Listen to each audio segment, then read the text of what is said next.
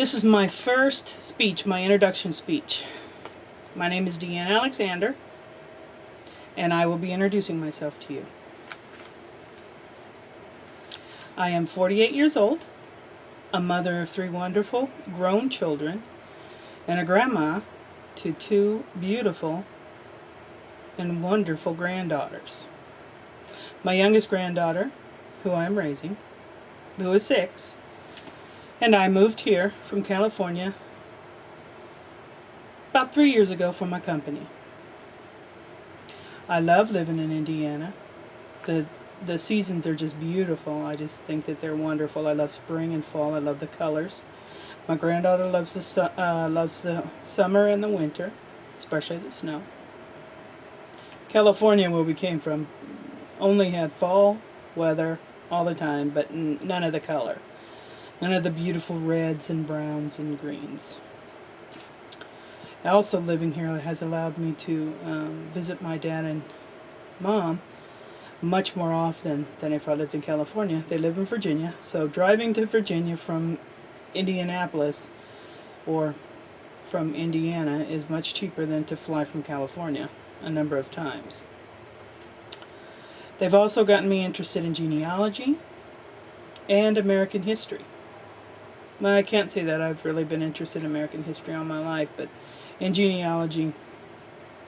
And they have introduced me to a group called the Daughters of the American Revolution, which is a group based on American history. And the only way that you can become a member is to have an ancestor in the American Revolution, which I have. My dad now has 7. 5 or 7. I have 2 so far, but working on getting more. On June 30th of this year, I was laid off from my company after 21 years of service. Oh my gosh, how scary.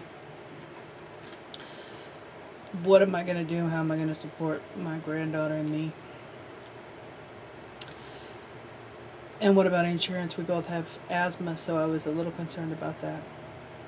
A lot of things were going through my head. Excuse me. Also, I didn't want to really disrupt her life. I wanted to make sure that she still had stability in her life. You know, she's 6 years old, so it's important for 6-year-olds. But after saying all that, I am fortunate. I worked for the company for 21 years. I am getting severance pay until April of next year, so I don't have to even apply for unemployment until after the severance pay is over, which is good. That's when I really need to worry about the insurance. And I also decided I was going to take my time and decide what it is that I wanted for my future, and also what I need to do for my future. And what I wanted to do was to move to Virginia, to live closer to my dad and mom because they're getting older in age, and to be there for them and help them out more. What I need to do is to complete my education.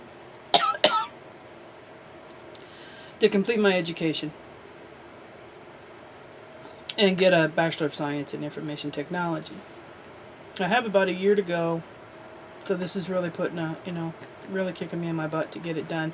I'm taking a lot of classes. It's a lot of work, but I can get it done, and it will be better for my future and my granddaughter's future, because I am going to school full time.